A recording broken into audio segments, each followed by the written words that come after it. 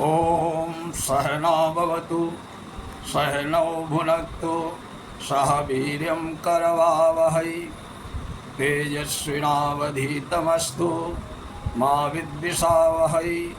ओम शांति शांति शांति।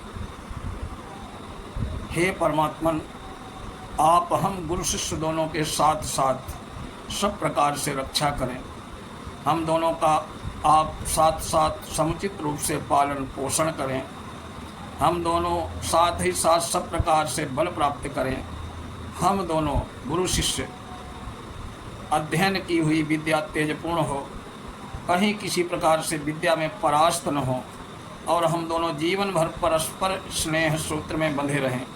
हमारे अंदर परस्पर कभी द्वेष न हो। हे परमात्मन, तीनों तापों की निवृत्ति हो। कठोपनिषद प्रथम अध्याय प्रथम वल्ली। उषन्हवाई वाजस्रवसः सर्ववेद समददौ तस्य नचिकेता नाम पुत्र आस। ग्रंथ के आरंभ में परमात्मा का स्मरण मंगल कारक है, इसलिए सर्वप्रथम ओंकार का उच्चारण करके उपनिषद का आरंभ हुआ है। जिस समय भारतवर्ष का पवित्र आकाश यज्ञ धूम और उसके पवित्र सौरभ से परिपूर्ण रहता था, त्यागमूर्ति ऋषि महर्षियों द्वारा गाए हुए वेद मंत्रों की दिव्य ध्वनि से सभी दिशाएं गूंजित रहती थीं। उसी समय का एक प्रसिद्ध इतिहास है। गौतम वंशीय वाजस्रवात्मज महर्षि अरुण के पुत्र अथवा अन्न के प्रचुर दान से महान कीर्ति पाए हुए महर्षि अरुण के पुत्र उद्दालक ने फल की कामना से विश्वाजित नाम का एक महान यज्ञ किया। इस यज्ञ में सर्वस्व दान करना पड़ता है। अतएव उद्दालक ने अपना सारा धन ऋतुजों और सदस्यों को दक्षिणा में दे दिया। उद्दालक जी के नचिकेता नाम से एक प्रसिद्ध पुत्र था। वह तुम्हारा संत दक्षिणासु नियमानासु श्रद्धा विवेश सो मन्यत। उस समय गोधन ही प्रधान धन था।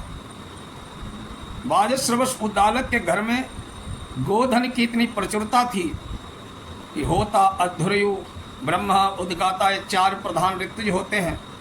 ऐसा माना गया है कि इनको सबसे अधिक गौएं दी जाती हैं।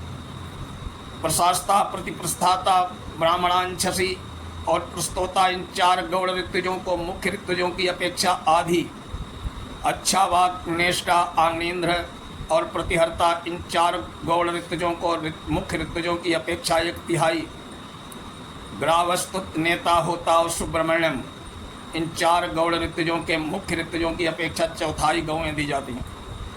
नियमानुसार जब इनको दक्षिणा के रूप में गौएं दी जा रही थी, उस समय बालक नचिकेता ने देखा कि उनकी दयनीय दशा देखते ही उनके निर्मल अंतःकरण में आस्तिकता ने प्रवेश किया और वो सोचने लगा।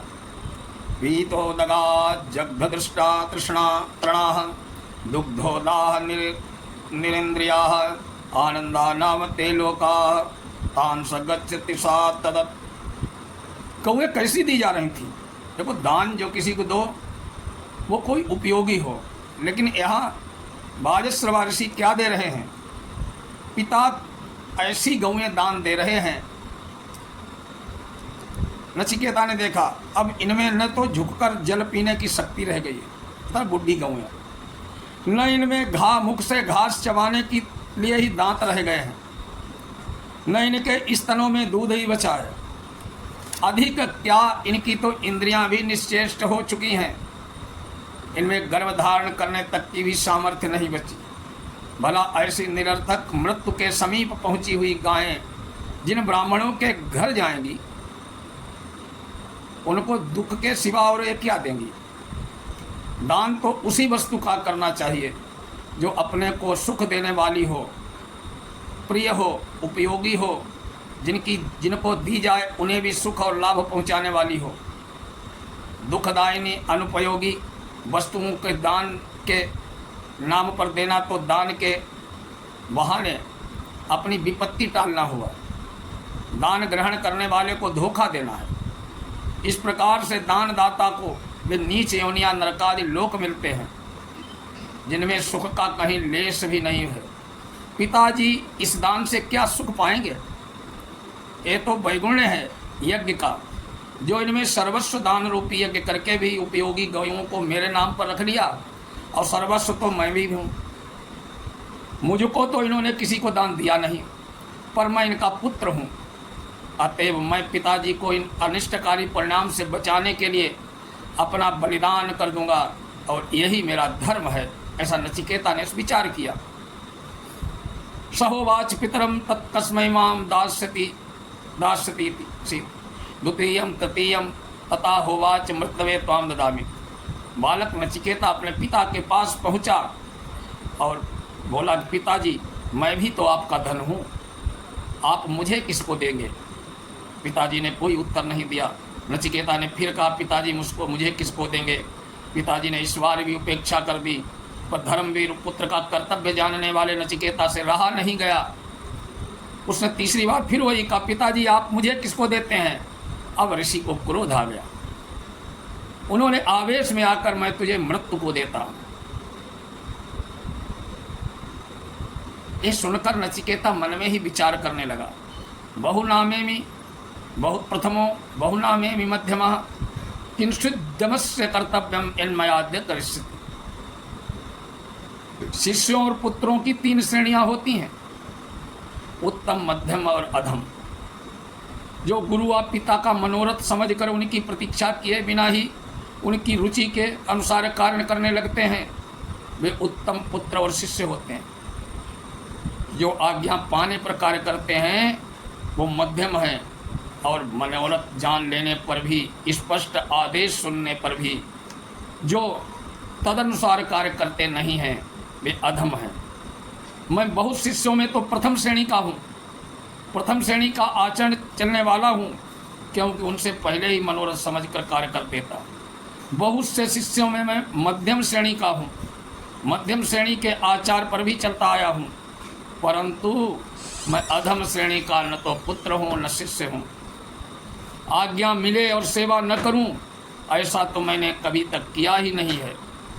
पिताजी, पता नहीं फिर पिताजी ने मुझे ऐसा क्यों कहा।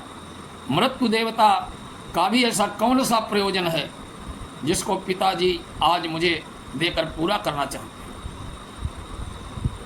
संभव है पिताजी क्रोध के आवेश में ही ऐसा कह दिया हो, परंतु जो कुछ भी हो पिताजी ने के वचन का तो सत्य करना है। इधर ऐसा दिख रहा है कि पिताजी का पश्चाताप करते हैं, अतएव उन्हें सांत्वना देना अत्यावश्यक है। ऐसा विचार कर नचिकेता एकांत में पिता के पास जाकर उनकी शोक निवृत्ति के लिए आश्वासन पूर्ण वचन बोला। अनुपस्य था पूर्वे प्रतिपस्य तथा परे, सस्यमिव मर्ते पच्यते सस्यमिवा जायते पुनः। पिताजी, अपने पिता महादि पूर्वजों का आचरण देखिए, इस समय दूसरे श्रेष्ठ पुरुषों का आचरण देखिए। उनके चरित्र में न कभी पहले असत्य था न अब है। असाधु मनुष्य ही असत्य का आचरण करते हैं, परंतु उस असत्य से कोई अजर अमर नहीं हो सकता। मनुष्य मरण धर्मा है, जो पैदा हुआ है वो मरेगा निश्चित, मृत्यु के पास जाएगा निश्चित। ये अनाज की भांति जराजीर्ण होकर मर जाता है, और अनाज की भांति ही कर्मवश पुनः जन्म लेता है। अतएव इस अनित्य जीवन के लिए मनुष्य को कभी कर्तव्य का त्याग नहीं करना चाहिए। आप सोच का त्याग कीजिए। अपने सत्य का पालन करने पर मुझे मृत्यु के पास, यमराज के पास जाने की अनुमति दीजिए। पुत्र के वचन सुनकर उद्दालक ऋषि को बड़ा दुख हुआ, परंतु नचिकेता की सत्य पारायणता देखकर उन्होंने उसे यमराज के पास भेज दिया। नचिकेता को यम सदन में पहुंचने पर पता लगा यमराज कहीं गए हुए हैं, अतः नचिकेता 3 दिनों तक अन्न जल ग्रहण किए बिना ही यमराज की प्रतीक्षा करता रहा। यमराज के लौटने पर उनकी पत्नी ने कहा, वैश्वानरापि प्रविशत्यतिर् ब्राह्मणों ग्रहणन तस्यैताः शांतिम कुर्वन्ति हर वैश्वस्वतोदकम। साक्षात अग्नि ही मानो तेज रूप से प्रज्वलित होकर ब्राह्मण अतिथि के रूप में गृहस्थ के दरवाजे पर पधारते हैं। साधु हृदय गृहस्थ अपने कल्याण के लिए उस अतिथि रूप अग्नि को शांत करने के लिए जल, पाद्य, अर्घ आदि दिया करते हैं। अतएव हे सूर्यपुत्र, आप उस ब्राह्मण के पैर धोने के लिए तुरंत जल ले जाइए। भाव यह है कि अतिथि लगातार 3 दिनों से आपकी प्रतीक्षा में अनशन किए बैठा है। आप स्वयं उसकी सेवा करेंगे तभी वो शांत होगा। आशा प्रतीक्षे संगता सुनृतां च इष्टापूर्ते पुत्र पशुंश्च सर्वान् एतद् ब्रंक्ते पुरुषस्याल्पमेधसो यस्या नश्यन् वसति ब्राह्मणो गृहे। जिसके घर में अतिथि ब्राह्मण भूखा बैठा रहता है, उस मंदबुद्धि मनुष्य को न तो इच्छित पदार्थ मिलते हैं जिनके मिलने की उसे पूरी आशा थी, और न ही वो पदार्थ मिलते हैं जिनके मिलने का उसने निश्चय किया है। एक बाट ही देख रहा था, कभी कोई पदार्थ मिल ही गया तो उससे सुख की प्राप्ति नहीं होती। उसकी वाणी में सौंदर्य, सत्य और माधुर्य निकल जाता है, अतः सुंदर वाणी से प्राप्त होने वाला सुख भी उसे नहीं मिलता। उसके यज्ञ दान आदि इष्ट कर्म, कूप, तालाब, धर्मशाला आदि के निर्माण से जो प्राप्त हुए हैं वो सब नष्ट हो जाते हैं। इतना ही नहीं, अतिथि का असत्कार उसके पूर्व पुण्य से प्राप्त पुत्र, पशु आदि सबको नष्ट कर देते हैं। पत्नी के वचन सुनकर धर्ममूर्ति यमराज तुरंत नचिकेता के पास गए और पाद्य अर्घ आदि के द्वारा विधिवत उसकी पूजा करके कहने लगे, तिस्सो रात्रि यदवासी ग्रहे में अनशन ब्रह्मण अतिथिर् नमस्ते नमस्तेस्तु ब्रह्मण स्वस्ति मेस्तु तस्माद् प्रतित्रीनि वरान् वणेशो। ब्राह्मण देवता, आप नमस्कार आदि सत्कार के योग्य मेरे माननीय अतिथि हैं। कहाँ तो मुझे चाहिए था कि मैं आपका यथा योग्य पूजन सेवन करके आपको संतुष्ट करता, कहाँ मेरे प्रमाद से आप लगातार 3 रात्रियों से भूखे बैठे। मुझसे बड़ा अपराध हो गया है, आपको नमस्कार है। भगवान, इस मेरे दोष की निवृत्ति होकर मेरा कल्याण हो। आप प्रत्येक रात्रि के बदले एक वर मुझे 3 वरदान मांग लीजिए। शांत संकल्पः सुमना तथा स्यात् वीतमन्युर्गौतमो माभिमृतो तम संप्रविष्टम माभिवदे तत्प्रतीत एतत् त्रयाणाम प्रथमम वरम में। मृत्युदेव 3 वरों में मैं प्रथम वर यही मांगता हूँ कि मेरे गौतम वंशीय पिता उद्दालक, 3 वरों में से प्रथम वर यही मांगता हूँ कि मेरे पिता क्रोध के आवेश में मुझे आपके पास भेजकर अशांत और दुखी हो रहे हैं, मेरे प्रति क्रोध रहित शांत चित्त और संतुष्ट हो जाएं। अतः उनके अनुमति पाकर जब आपकी अनुमति पाकर मैं घर जाऊं, तब वे मुझे अपने पुत्र नचिकेता के रूप में पहचान कर पूर्ववत बड़े स्नेह से बातचीत करें। आज का विषय यहीं तक है। अब यमराज जो उत्तर देंगे उसका अगले प्रसंग में, अगले वीडियो में चर्चा करेंगे। तब तक के लिए नमस्कार। जय श्री राम। ओम नमः शिवाय।